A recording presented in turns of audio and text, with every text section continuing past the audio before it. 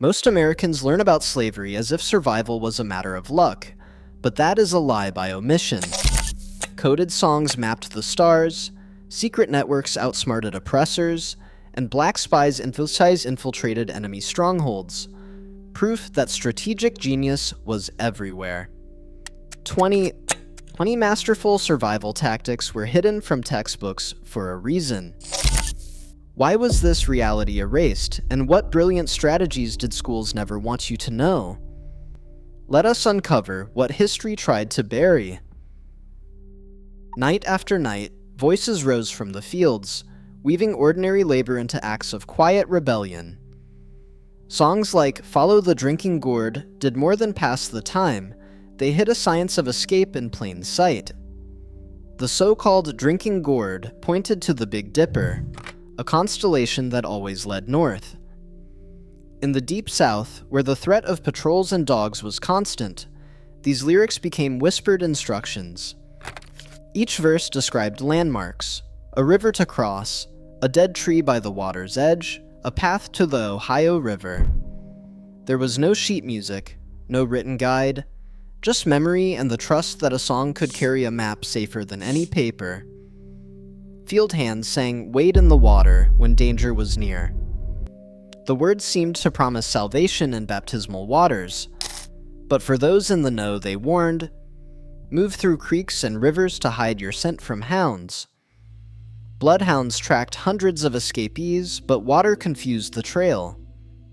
Works Progress Administration interviews decades later captured elders recalling how the river became both sanctuary and shield.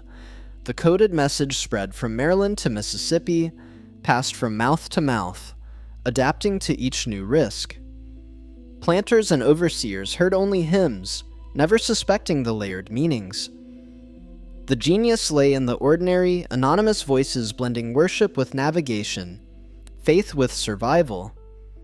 Without books or compasses, enslaved people transformed oral tradition into a living technology. Every note carried risk. Discovery meant brutal punishment or death. Yet the songs persisted, evolving with each generation, keeping secrets alive. This was not just music, it was a system. A network built from memory, trust, and the hope that the stars and rivers could guide the way to freedom.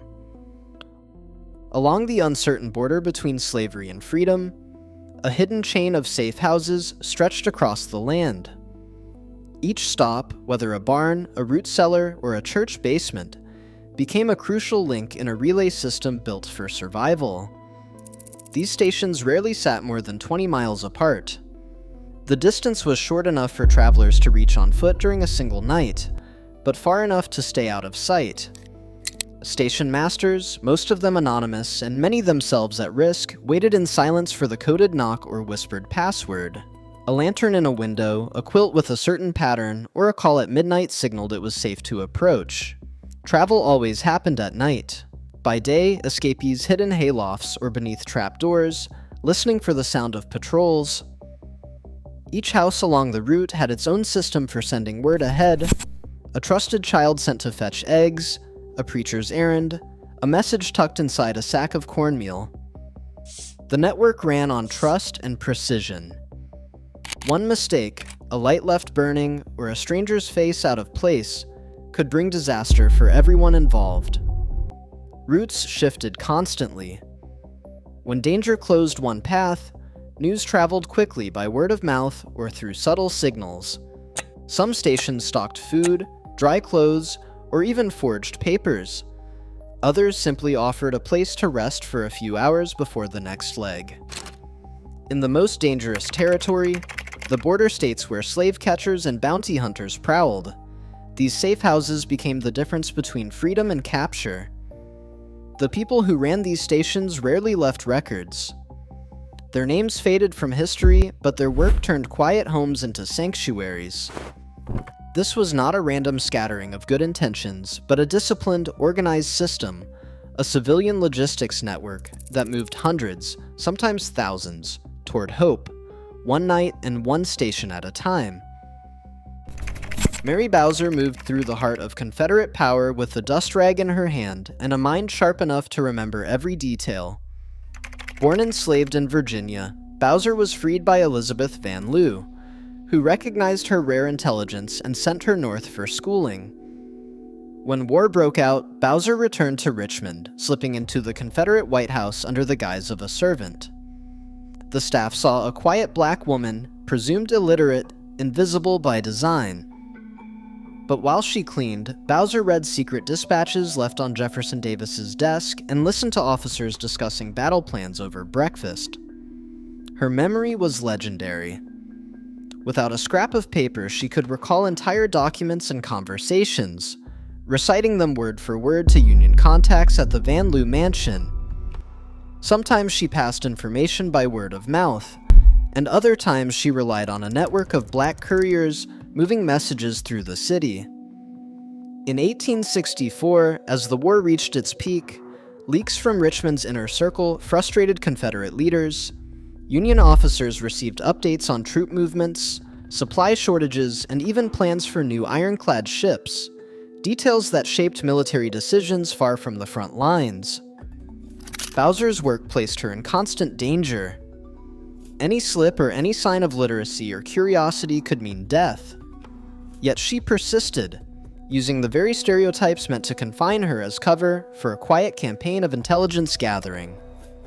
By the time suspicion fell on her in early 1865, she had already vanished, leaving behind no trace but the rumors of a spy who seemed to know everything.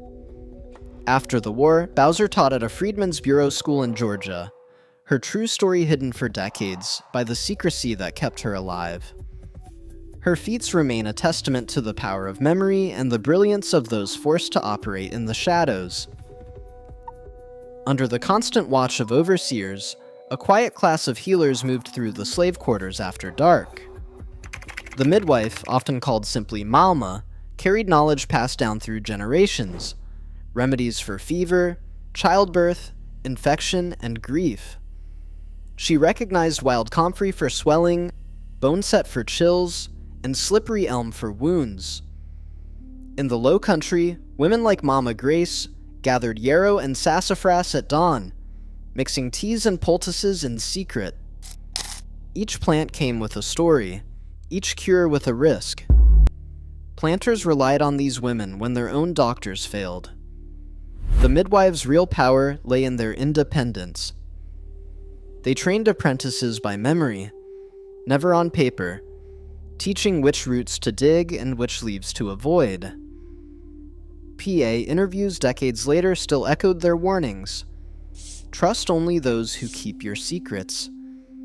Healing was just one layer. After the children slept and the fields fell silent, another kind of lesson began. In cabins lit by embers, trusted elders taught the alphabet with stick and ash, or traced letters on the backs of hands. Sometimes a hymn doubled as a spelling drill, each verse hiding a new word.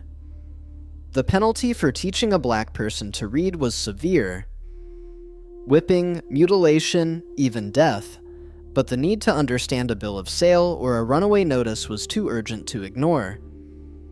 A few learned from sympathetic preachers, and most relied on neighbors who had risked everything to memorize a primer or a Bible verse. Oral apprenticeship became the classroom, and silence the shield. These networks of care, herbalists tending the body and secret teachers feeding the mind, wove health and knowledge into the daily fight for survival. In a world designed to keep them powerless, Black ancestors built systems of expertise that could not be erased by law or violence. Their wisdom moved in whispers, from one generation to the next, proving that freedom begins with knowing how to heal and how to read. John Barry Meacham studied the law as closely as he studied the river. In 1847, when Missouri banned all black education, even for the free, Meacham found a loophole where no state patrol could reach. He bought an old steamboat, anchored it in the middle of the Mississippi, and turned it into a floating classroom. Missouri's anti-literacy law stopped at the water's edge, and out on the river, federal law ruled. Night after night, children and adults rode out in skiffs, slipping past city lights to the boat's door. Inside, Meacham, a trained carpenter and preacher, taught reading, writing, and arithmetic by lantern light. Desks, chairs, even a small library filled the main cabin. Hundreds learned in secret, protected by the boundary of the river. The floating school was not just about letters and numbers. It was about outsmarting a system designed to keep black minds in chains. Meacham had already run a basement school beneath his church until the sheriff shut it down. When the law closed one door, he built another on water. His wife, Mary Meacham, ferried students and sometimes fugitives across to Illinois, where freedom beckoned just a few strokes away. Economic survival took its own kind of ingenuity. Skilled artisans like Philip Reed, who worked in a Washington, D.C. foundry, earned small sums from side jobs, repairing tools, casting iron, building furniture. These earnings rarely stayed in one pocket for long. Instead, black workers formed rotating saving circles, pooling cash in secret. Each month, one member received the pot, enough to buy a loved one's freedom, fund an escape, or start a small business. In some towns, these circles quietly bought dozens out of bondage. The system required trust, discipline, and a sharp memory. No written contracts, just a handshake and a promise, enforced by the threat of everything at stake. On riverboats and in workshops, black Missourians and Washington artisans turned the tools of commerce and law back on their oppressors. They built wealth and knowledge where none was supposed to exist, proving that survival was not just about endurance, but about mastering the very rules meant to keep them down. In the world of forced labor, every dollar counted, sometimes more than any whip or chain. On the Sea Islands in 1841, a sudden drop in cotton yields left overseers scrambling for answers. The ledgers told the story, tools breaking at the same hour, hands moving slower than usual, fields left half-picked by sunset. These were not accidents. Black workers, moving as one, could quietly drain a plantation's profits without a word spoken. A single broken hoe or a day spent feigning illness could mean a week's delay, a season's loss. Overseers wrote letters home, blaming weather or bad seed, but patterns emerged. When the work slowed, so did the owners' fortunes. In border states, a different kind of calculation played out. Some enslaved people negotiated 7-year indentures, agreeing to work off their value for wages, most of it pocketed by the owner, a small share saved for freedom. It was a dangerous bargain. But for those close to free black communities or the Underground Railroad, the numbers could add up. Letters and contracts survived from the 1840s, showing names, terms, and payments, each line a quiet act of rebellion against the system. The promise of manumission after years of labor turned the master's own greed into a loophole. Women mastered another form of sabotage. When threatened with sale, some feigned illness or acted out, lowering their market price. Others escaped just long enough to become a risky investment, only to return once the danger passed. Sale records show sudden drops in value, unexplained by age or health. In one Virginia case, a woman's price fell by half after a series of fits, and her owner, desperate to sell, settled for less. Behind every number was a strategy to buy time, to keep families together, or to make freedom affordable. These tactics, slowdowns, indentures, and self-valuation sabotage turned the economics of slavery against itself. The fight was not always loud, but it was relentless, and it ran through every field, ledger, and auction block. Night after night, circles formed in the dirt behind the cabins. Elders led the ring shout, a dance older than memory, moving counterclockwise with slow, shuffling steps. Hands clapped, feet tapped, and voices rose in a call and response that echoed West African roots, but now carried new meaning. The ring was more than worship. It was a gathering shielded by darkness, a space where secrets could be kept and spirits restored. On St. Simon's Island, plantation records mention these shouts as harmless praise, never grasping their power to knit people together. When blood ties were broken by sale or distance, new kinship took root. Children slept in one room while caregivers, sometimes not by birth but by choice, watched over them in the other. In these two-room cabins, survival meant building family from whoever remained, teaching the youngest how to move between worlds. Rituals preserved dignity under the gaze of those who wished to erase it. Every song, every shared meal, every whispered story in the hush of night became a thread in a fabric that could not be torn apart. What started in the ring's shout, rhythm, memory, belonging, carried through each day, fueling the quiet strength needed to endure and resist. Children drifted to sleep to the sound of lullabies that carried more than comfort. Each verse, shaped by elders' voices, wrapped lessons in hope and warnings in rhyme. These songs taught patience, caution, and the art of waiting for the right moment. In the hush of night, stories became medicine, helping young minds build walls against despair and teaching that the mind could be a fortress no one could breach. Beyond the cabins, Maroon leaders carved out hidden sanctuaries deep in swamps and forests. Archaeologists have uncovered traces of earthen ramparts and lookout posts, signs of settlements that stood their ground for years. These outposts, built by those who escaped, became hubs for others seeking freedom, offering a rare taste of autonomy and a chance to defend what little they had. Daily survival depended on more than rations. Hidden gardens flourished behind brush, tended at dawn and dusk. Wild game, opossum, fish, even turtle, supplemented cornmeal and salt pork. Bones found in former quarters reveal diets richer than planters allowed, proof that food was hunted, trapped, and grown in secret. Every meal from these gardens and traps was an act of quiet defiance, feeding bodies and spirits in places meant to be barren. After emancipation, a different kind of erasure took hold, not in the fields, but in the classroom.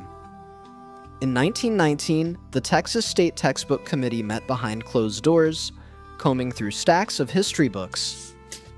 Any mention of black resistance or ingenuity was quietly struck out.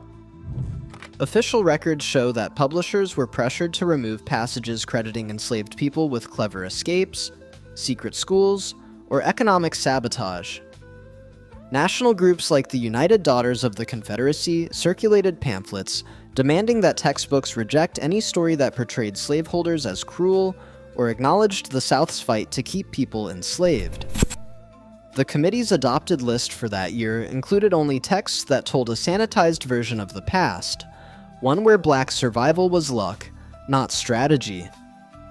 Across the South, black historians faced threats and intimidation for challenging these omissions. Archives from the Reconstruction era reveal how stories of coded songs, hidden gardens, and intelligence networks were systematically excluded. Generations grew up learning a history that praised white heroism and left black brilliance in the shadows. Even today, gaps persist in school curricula, the result of decades of deliberate suppression. Yet every uncovered document, every recovered memory, stands as proof that the truth endures, waiting to be reclaimed. The strategies erased from textbooks still ripple through American culture, proof that ingenuity under oppression leaves deep roots. Today, as school boards debate whose stories get told, the fight for historical truth remains urgent. Black resilience isn't a footnote, it's a blueprint. The real question is, will we honor that legacy by demanding the whole story be taught?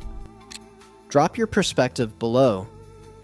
History changes when we refuse to forget.